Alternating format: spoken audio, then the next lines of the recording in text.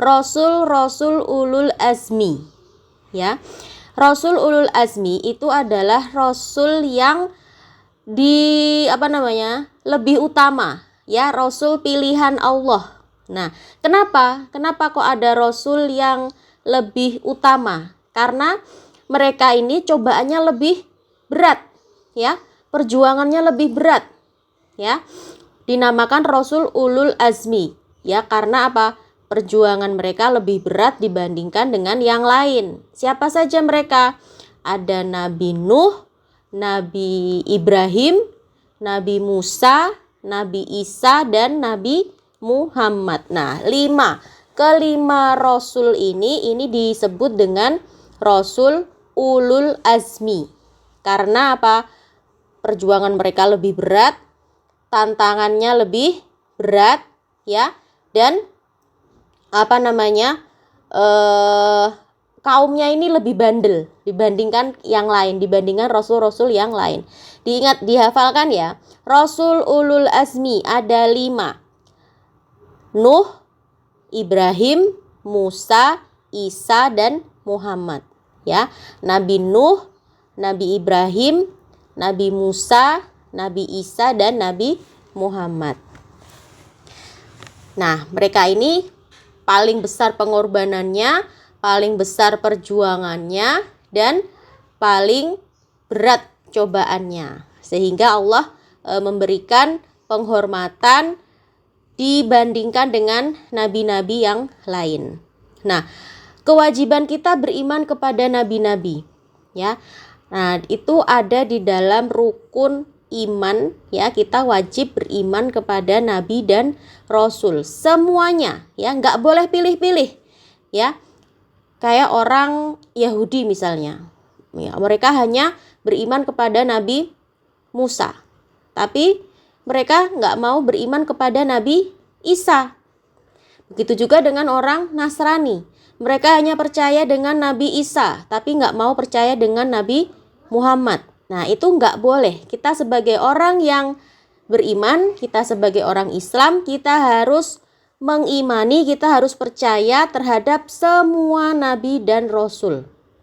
Jangan jadi kayak orang Yahudi, jangan jadi kayak orang Nasrani, ya. Nah, dalam Quran surat Al-Baqarah ayat 136 Allah berfirman, "Katakanlah, kami beriman kepada Allah dan kitab yang diturunkan kepada kami, dan apa yang diturunkan kepada Ibrahim, Ismail, Ishak, Yakub, anak cucunya, dan kitab-kitab yang diturunkan kepada Musa dan Isa, serta kitab-kitab yang diturunkan kepada para nabi dari Tuhan mereka. Kami tidak membedakan antara seorang pun di antara mereka, dan kepadanya kami berserah diri." Nah, itu ya, jadi sebagai orang Islam kita harus percaya, kita harus beriman kepada semua nabi dan rasul, ya. Kalau orang Yahudi, mereka hanya percaya dengan Nabi Musa. Kalau orang Nasrani, mereka hanya mau beriman kepada Nabi Isa. Nah, kita sebagai orang Islam, kita umatnya Nabi Muhammad, kita harus percaya kepada semua nabi dan rasul. Begitu, ya. Dan kita nggak boleh menjelek-jelekan salah seorang nabi, ya. Misalnya nabi ini kita hina, kita jelek-jelekan, itu nggak boleh. Nah, itu juga yang dilakukan oleh orang Nasrani, yang dilakukan oleh orang Yahudi. Orang Yahudi itu mereka menjelek-jelekan Nabi Isa, ya. Bahkan Nabi Isa itu, ya, kata mereka itu disalib, dihukum, ya, padahal itu sebenarnya bukan Nabi Isa, ya, tapi menurut mereka yang dihukum itu adalah Nabi Isa. Sebenarnya bukan, ya, tapi orang yang munafik, ya, pengikutnya Nabi Isa yang kemudian munafik, ya. Artinya apa? Main belakang, tahu nggak maksudnya?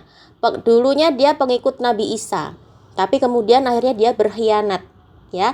Nah, akhirnya oleh Allah si orang ini tadi, ya, mukanya diubah menjadi mirip Nabi Isa. Akhirnya dia yang dihukum oleh Raja Romawi ketika itu. Dia dihukum karena dikira dia itu Nabi Isa, padahal dia itu bukan.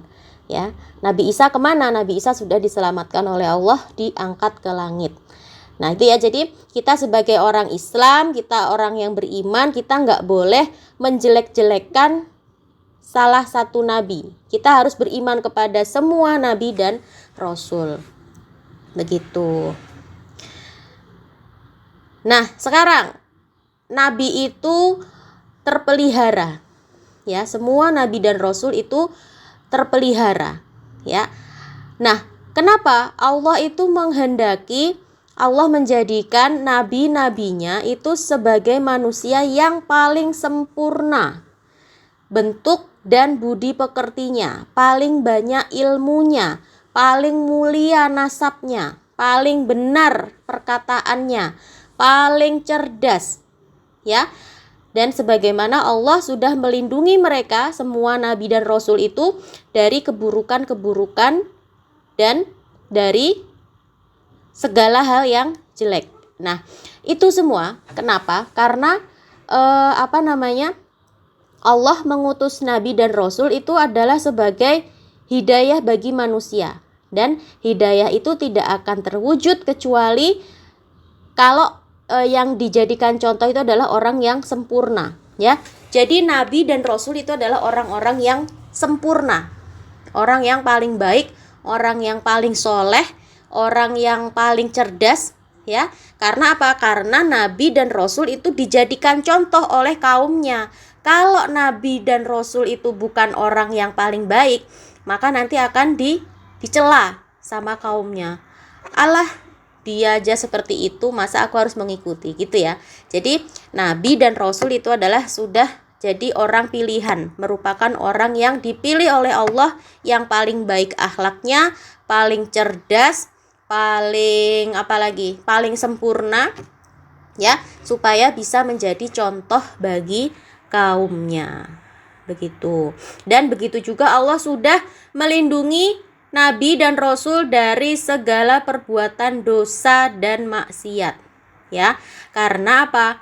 Karena kehidupan mereka itu bukan hanya untuk diri mereka sendiri, tetapi mereka itu harus bisa menjadi contoh bagi kaumnya.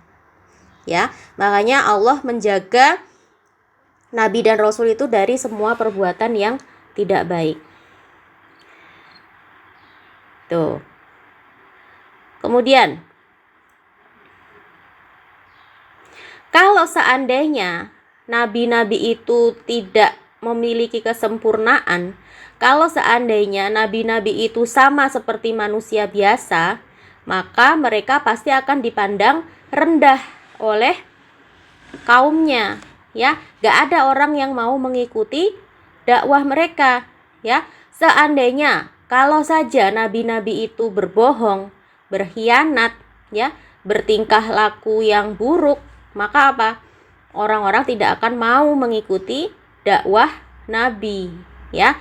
Makanya nabi itu punya 4 sifat mulia. Apa saja? Ayo, masih ingat nggak? Sifat mulia nabi dan rasul. Masih ingat? Sidik, amanah, tablik, fatonah. Masih ingat nggak ini?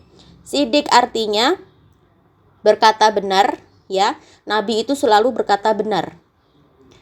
Terus amanah. Amanah artinya apa? Dapat dipercaya. Ya, nggak mungkin nabi itu berkhianat. Nggak mungkin nabi itu berbohong. Nabi itu pasti bisa dipercaya.